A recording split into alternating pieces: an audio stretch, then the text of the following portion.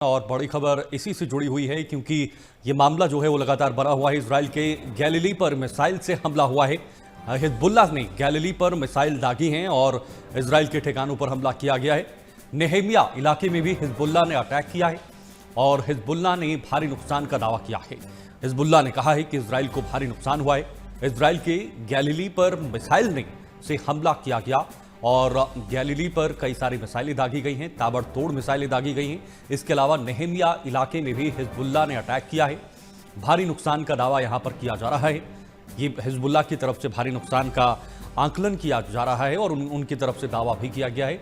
लेकिन सबसे बड़ी बात यह है, सबसे संकट वाला मामला ये है कि अब ये एक बार फिर से एस्केलेट हो गया है और एक दूसरे पर वार किए जा रहे हैं। मिडिल ईस्ट में खासतौर पर इजराइल और इजराइल के ठिकाने पर या निशाने पर अब पूरी तरीके से हिजबुल्लाह आ गया है, लेबनान आ गया है। ऐसे में अब देखना यह होगा कि क्या इस युद्ध को अब डाइवर्ट किया जाएगा, क्या अब लेबनान की तरफ डायरेक्टली इजराइल की तरफ से इस युद्ध को लड़ा जाएगा। ये देखना बहुत ज़्यादा दिलचस्प है। लेकिन मामला जो है वो शांत होने का नाम नहीं ले रहा। ऐसा कोई भी संकेत नहीं मिल रहा जिससे ये लगे कि मिडिल ईस्ट में तनाव जो है वो खत्म हो जाए, पूरी तरीके से कम हो जाए, क्योंकि बातचीत नहीं बनी है।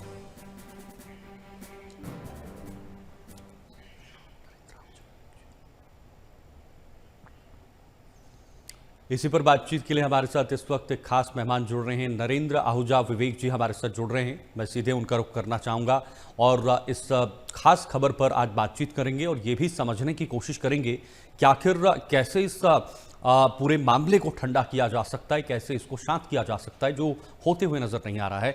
मैं सीधे उनका रुख करूंगा। बहुत बहुत स्वागत नरेंद्र आहूजा जी, बहुत बहुत शुक्रिया आपने समय दिया। राजनीतिक विश्लेषक के तौर पर इस वक्त हमारे साथ जुड़े हुए हैं। बहुत बहुत शुक्रिया सर समय देने के लिए। लेकिन मेरा पहला सवाल, जैसे हमने पहले भी डिस्कस किया हुआ था और हम फिर इस बात पर डिस्कस कर रहे हैं, लेकिन पहले जो हमने डिस्कस किया था उस समय माहौल कुछ अलग था, सीज फायर हुआ था और सीज फायर के बाद बात जो है वो बातचीत तक पहुंची थी। हालांकि अब जो खबरें सामने आ रही हैं, बातचीत तो हो गई है लेकिन मामला हल नहीं हुआ। दोनों देशों के बीच फिर से समझौते या उनके बीच पेच फंसते हुए नजर आया। अब मामला जो है वो इजराइल की तरफ पूरी तरीके से शिफ्ट हो गया है क्योंकि इजराइल ने अपनी नीति को छोड़ा नहीं है। इजराइल लगातार हमले करना है और उधर से हिजबुल्लाह ने भी कुछ हमले जो हैं वो इजराइल पर किए हुए हैं। सर जी निश्चित रूप से पहला तो प्रश्न आपने पूछा कि सीज फायर हुआ था। हाँ। लेकिन अब सीज फायर तुरंत लगभग ऐसा लगता है कि वो समाप्त हो गए। ये युद्ध विराम जो हुआ बहुत ही एक अस्थाई रहा और शांति वार्ता जो पहली हुई इस्लामाबाद के अंदर और उसका फेल हो जाना और बुरी तरह से धाराशायी हो जाना, ऐसा मैं कहूंगा। और उसके बाद जो बदलती परिस्थितियां हैं, बदलती परिस्थितियों को समझने के लिए सबसे पहले हमें ये समझना होगा कि ये तथा कथित जो शांति वार्ता इस्लामाबाद में हुई, इसके फेल होने के क्या कारण रहे, ये सफल क्यों नहीं हो सकी। पहला कारण, दोनों पक्षों के अंदर यूएस हो या ईरान हो, हाँ। दोनों पक्षों के अंदर इतना अधिक अविश्वास एक दूसरे के ऊपर था कि दोनों पक्ष आमने सामने आकर के बात करने की स्थिति में नहीं थे। दूसरा, जो बिचौलिया मध्यस्थ वह इतना कमजोर था, वरना बिचौलिए का एक दायित्व बनता है कि वह प्रेस कॉन्फ्रेंस करके जो भी सत्य कथन है वह उसको बाहर रखे और सभी को सच सच बताए कि कौन सा पक्ष इतना झुका और किस पक्ष के कारण ये शांति वार्ता विफल हुई। लेकिन बिचौलिया मध्यस्थ जो पाकिस्तान बना, तो मैं तो सीधा सीधा थोड़ा कड़े शब्दों का प्रयोग करूंगा कि उन्होंने केवल अपना एक होटल और 2 वेटर दिए। वेटर यानी कि पाकिस्तान के प्रधानमंत्री शहबाज शरीफ और उनके फील्ड मार्शल मुनीर, ये दोनों वहां पर बस एक दूसरे को संदेश देते रहे। लेकिन यहाँ एक बात भी बिल्कुल स्पष्ट रही कि इस शांति वार्ता के अंदर इनकी भूमिका केवल और केवल टिप पाने तक सीमित रही।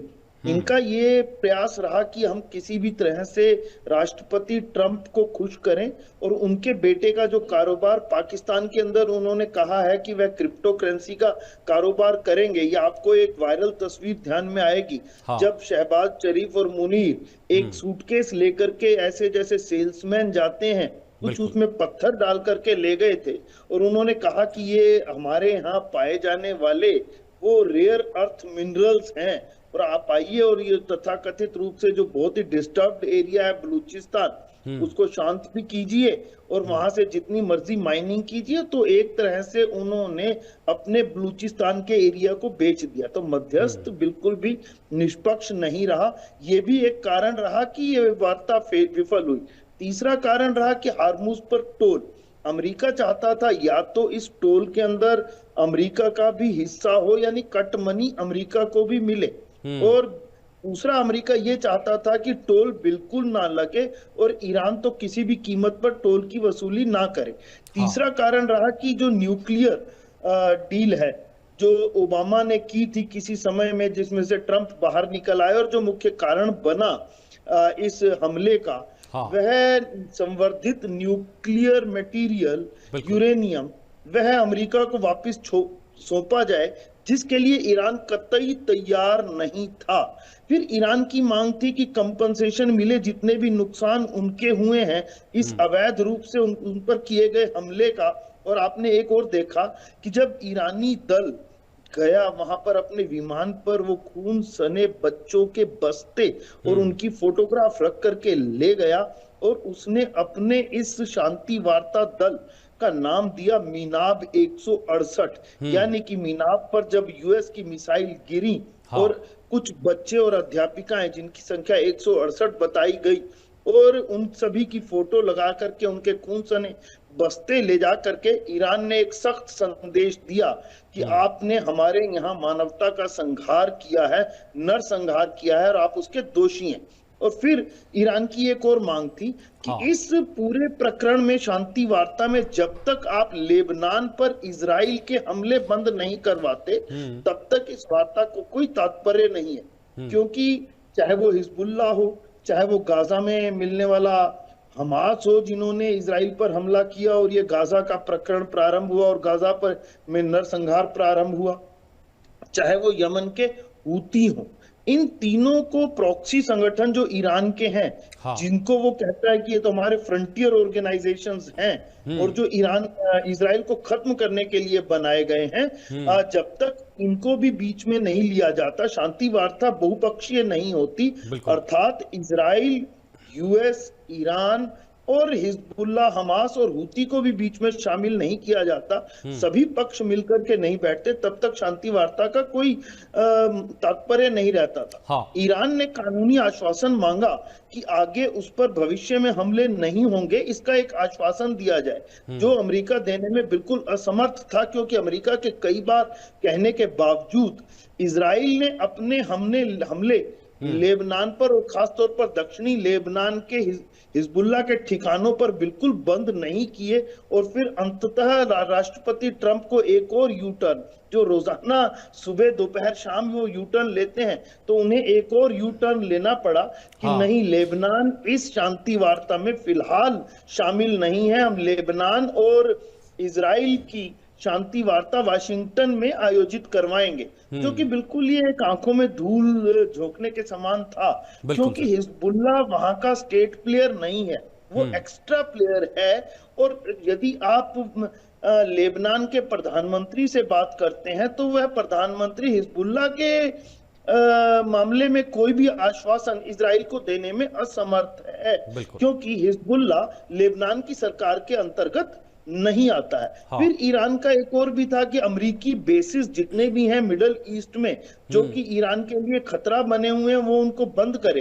तो ऐसा तो बिल्कुल संभव नहीं था कि वह बंद करे। और अमेरिका ने कहा कि आप हॉर्मुज पर टोल लेना बंद करें, तो ईरान अपने इस नुकसान की भरपाई के लिए जो उन्होंने नक्शा जारी किया और कहा कि अब जहाज मेरे टेरिटोरियल वाटर से ही जा सकते हैं, तो उसका सीधा सीधा मतलब ही ये था कि यदि मेरे टेरिटोरियल वाटर से जाएंगे तो वह मुझे किसी भी तरह से टोल दे करके ही जाएंगे। इसीलिए लगता यह है कि शांति वार्ता के खत्म हो जाने के उपरांत अमेरिका इजराइल के माध्यम से इस युद्ध को जारी रखेगा और ईरान हिजबुल्लाह, हमास और हूती के माध्यम से इस युद्ध को आगे बढ़ाएगा। तो मतलब ये पूरा वॉर जो है वो प्रॉक्सी चल रहा है। मैं आपके पास लौटूंगा दोबारा से, लेकिन एक बड़ी खबर अपने दर्शकों को बताना चाहेंगे और उसके बाद में तुरंत आपके पास लौटूंगा, फिर से आगे बातचीत करेंगे कि आखिर इस युद्ध के क्या परिणाम होंगे। क्योंकि जिस प्रकार से हमारे एक्सपर्ट्स भी लगातार ये बता रहे हैं कि वॉर, प्रॉक्सी वॉर हो रही,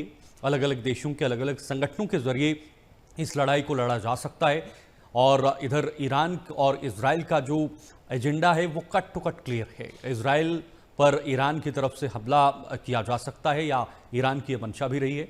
इजराइल का भी ये साफ तौर पर है कि ईरान जितना ताकतवर होगा उतना नुकसान इजराइल को हो सकता है, या ईरान समर्थित संगठन जिसमें हिजबुल्ला हो या बाकी अन्य संगठन हो उनको भी नुकसान हो सकता है।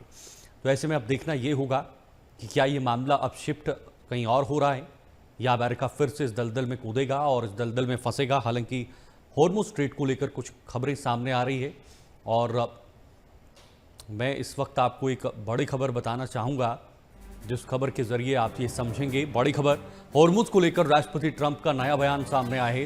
हॉर्मुज़ को अमेरिका नियंत्रित करेगा। ट्रंप ने ये बहुत बड़ा बयान दिया हॉर्मुज़ को लेकर। हॉर्मुज़ में आने जाने वाले जहाज़ों पर नजर रहेगी। ट्रंप ने ये बहुत बड़ी बात कह दी है। अमेरिकी नेवी हॉर्मुज़ में जहाज रोकेगी, अब अमेरिका के नियंत्रण में होगा। स्ट्रेट ऑफ हॉर्मुज़, ईरान को टोल देने वाले जहाज रोकेंगे। ईरान हमला करेगा तो जवाब दिया जाएगा, यानी ईरान किसी भी प्रकार से हमला नहीं कर सकता। हॉर्मुज़ में बिछी बारूदी सुरंग नष्ट करेंगे, उस सुरंग को नष्ट कर दिया जाएगा। ईरान जल्द से जल्द हॉर्मुज़ को खोले, नहीं तो हम ईरान को परमाणु हथियार हासिल नहीं करने देंगे, ये भी कह दिया है। एक स्ट्रेट ऑफ हॉर्मुज़, एक जो यूरेनियम प्रोग्राम है ईरान के जो काफ़ी समय से चल रहे हैं और जिसकी जदोजहद अमेरिका पिछले कई सालों से कर रहा है कि इसको मजबूत नहीं किया जाए, उस पर भी बातचीत हो रही है और लगातार ये धमकियां दी जा रही हैं। अमेरिकी नेवी हॉर्मुज़ में जहाज रोकेगी, यानी अमेरिका की वहां पर फोर्स रहेगी और उन्हीं के जरिए इन जहाजों को रोका जाएगा। कि हम वहां पर जो भी माइंस बिछाई गई हैं अमेरिका के आईआरजीसी द्वारा उनकी हम सफाई कर रहे हैं, लेकिन जब तक पूरा नियंत्रण नहीं हो जाता किसी भी एक पक्ष का, तब तक ये निश्चित रूप से ईरान के नियंत्रण में है। और अभी तक 40 दिन के लंबे युद्ध के उपरांत भी आज तक अमेरिका हॉर्मुज़ में से अपनी नेवी का संरक्षण देते हुए एक भी जहाज को या अपने एक भी मित्र देश के जहाज को नहीं निकाल पाया है। और ईरान ने बिल्कुल स्पष्ट रूप से कहा कि हॉर्मुज़ खुला है, लेकिन अमेरिका और उनके सहयोगियों यानी कि ईरान के दुश्मनों के लिए ये बंद है। तो ये निश्चित रूप से अमेरिका के मुंह पर एक बहुत बड़ा तमाचा है। यहाँ मैं एक बात और बतलाऊं आपको कि पूर्व एनएसए जो कि यूनाइटेड स्टेट ऑफ अमेरिका के हैं, उन्होंने एक बहुत खतरनाक उद्घाटन किया है। एक बात बताई है कि चीन इस समय जो भी 3-4 दिन का ये युद्ध विराम रहा और युद्ध के बीच में भी चीन ईरान को ठीक है। आहूजा जी, मैं माफी चाहूंगा, चर्चा को आगे नहीं बढ़ा पाऊंगा, समय थोड़ा कम है। बहुत बहुत शुक्रिया आपका, धन्यवाद, आप जुड़े।